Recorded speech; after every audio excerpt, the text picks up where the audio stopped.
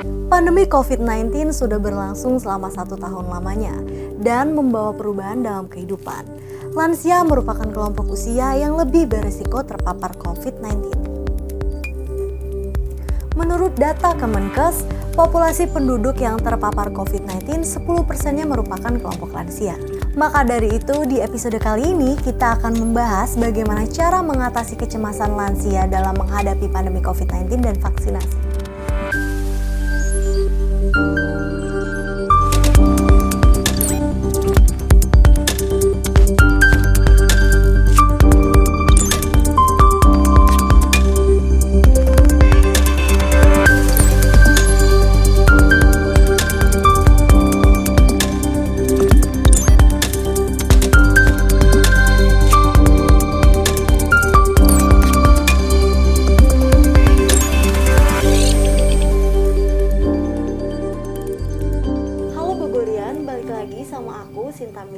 Tentunya di program Be Health.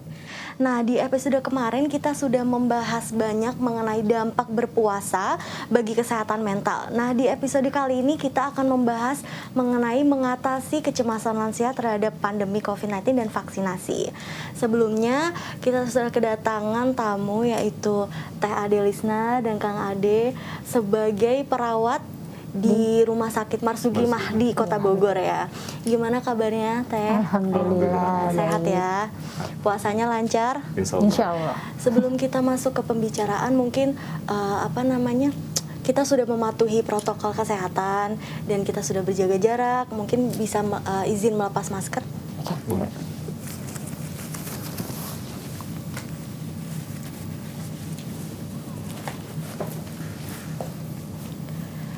Sebelum kita memasuki sesi pertanyaan, mungkin saya sedikit ingin menanyakan kan seperti data yang dari Kemenkes sudah publish, dari populasi yang terpapar COVID ini sebagian besar 10%-nya ini dari lansia.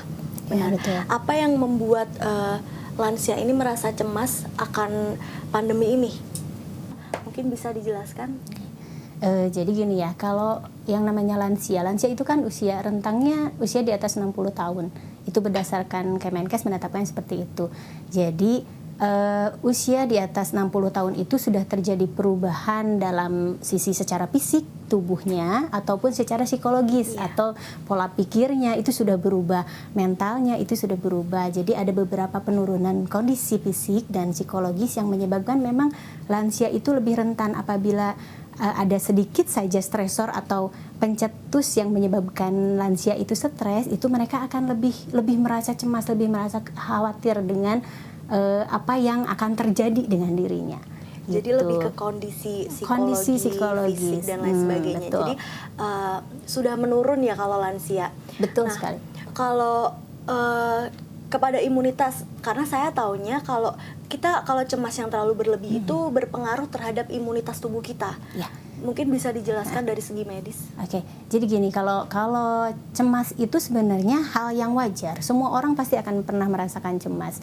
Tapi ada beberapa tingkatan ya. Kalau yang tingkatan ringan itu malah bikin kita lebih waspada sebenarnya, lebih aware terhadap diri kita lebih menjaga diri kita. Tapi kalau udah tingkatan sedang, berat sampai yang paling berat adalah panik, itu yang berbahaya karena ternyata pada saat kita merasa cemas itu sistem di dalam tubuh kita itu berubah. Jadi ada yang namanya sistem hormon, sistem saraf dan sistem imunitas tubuh itu tidak saling berkomunikasi, jadi terganggu gitu. Makanya kenapa pada saat kita merasa stres, kita merasa cemas itu otomatis kita kan banyak pikiran nih, banyak yang dipikirin. Nah, itu yang menurunkan imunitas kita, menurunkan kekebalan tubuh kita karena biasanya kalau kita lagi cemas nggak mau makan, tidur pun terganggu. Itu sebenarnya yang menyebabkan jadi gelisah dia ya Bu, ada gelisah. rasa Iya, gitu ya. betul.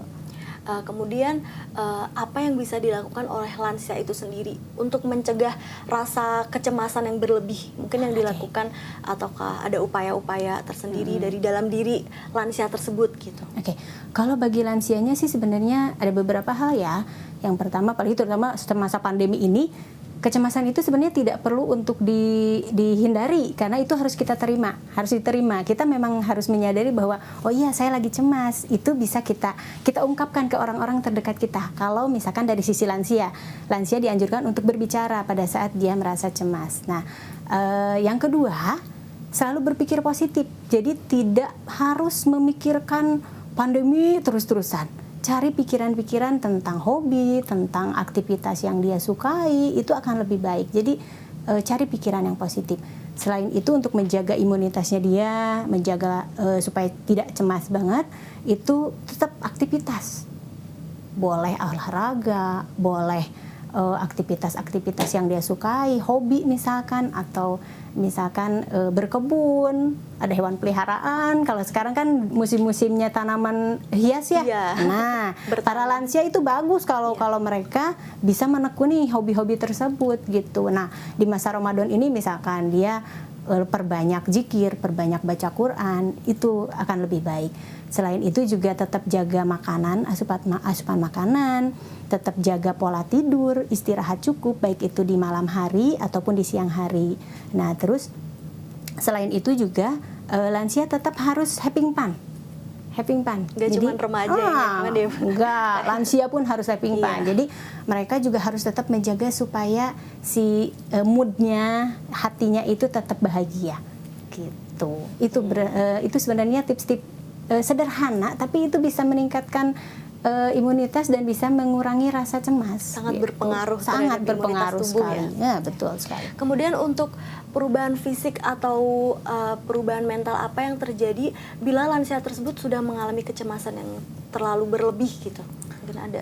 Ya, biasanya kondisi lansia seperti yang tadi telah disampaikan oleh Teh Adel ya, itu memang kondisinya terjadi penurunan beberapa macam fungsi ya. Kalau misalkan kondisi lansia itu tidak bisa beradaptasi dengan kondisi di mana dia menghadapi kecemasan, itu akan berakibat baik terhadap kondisi fisik, psikologis maupun kondisi yang lainnya. Ya, kaitannya dengan kondisi pandemi sekarang misalkan, apalagi kalau pada lansia dengan kondisi tertentu yang memiliki kondisi komorbid atau penyakit penyerta, itu akan menambah kecemasan.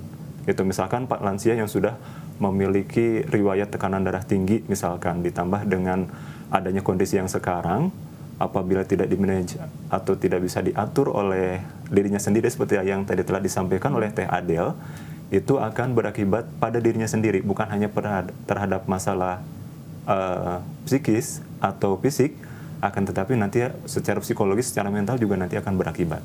Berarti dari dalam diri lansianya juga harus ada dorongan untuk menghindari kecemasan tersebut. Benar. Ya, dari lingkungan sekitar juga harus ada mendukung, dorongannya. Betul. Kemudian upaya apa yang kita bisa lakukan seumpama kita punya saudara ataupun nenek, kakek gitu, membantu agar mereka ini tidak terlalu takut, tidak terlalu cemas dengan keadaan saat ini. Mungkin kita sebagai anak muda gitu bisa membantu apa ya?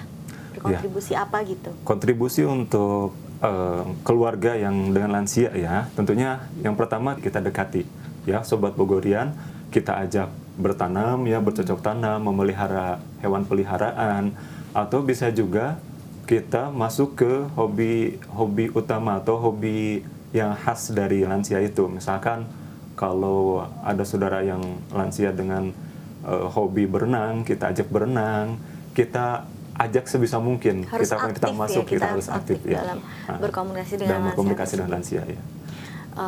Kemudian untuk vaksinasi sendiri, apakah dampaknya sangat besar ya? Maksudnya dampak dari seorang lansia kalau setelah divaksin itu apa? Apa fungsi vaksinasi untuk lansia? Jelas sangat bermanfaat sekali.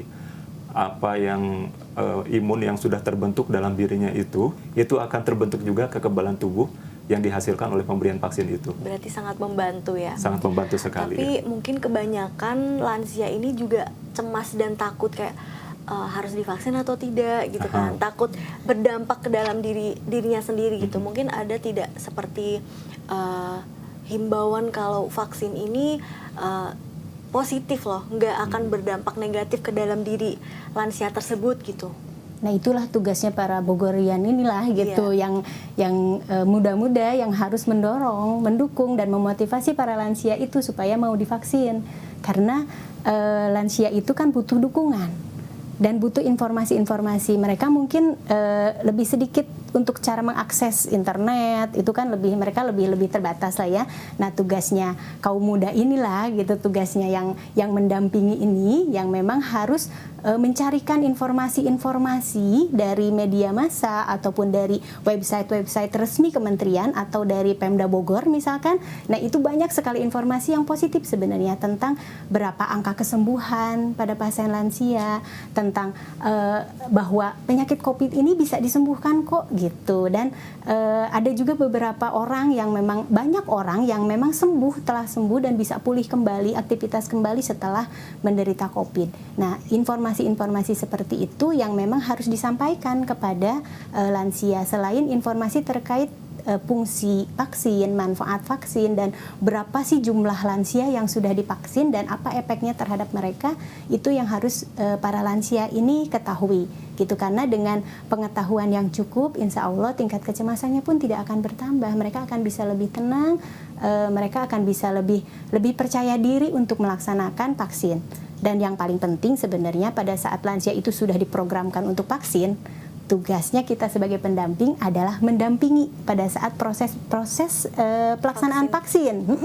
Karena kalau tidak didampingi, biasanya datang ke tempat loket vaksin itu mereka mulai cemas tuh, tensinya mulai naik gitu. Nah dengan adanya keluarga, dengan adanya pendamping, itu bisa menurunkan tingkat cemas. Gitu. Baik, jadi peran kita sebenarnya sangat banyak ya untuk membantu para lansia dalam menghadapi fenomena COVID-19 sekarang. Jadi harus pintar-pintar dalam mencari sumber untuk jadi bahan literasi dan bacaannya. Ya, betul sekali. Mungkin sekian, terima kasih Teh, Mas Ade sudah hadir di dalam acara Be Health. Semoga informasi yang diberikan bermanfaat bagi kita semua ya. Untuk Bogorian, terima kasih sudah menonton video ini. Semoga video ini bermanfaat bagi kalian dan semua warga yang menonton video ini. Tetap pantengin YouTube channel SPTV karena bakalan ada video-video yang bermanfaat lainnya yang bakalan diposting. Terima kasih. Sampurasun. Sampurasun.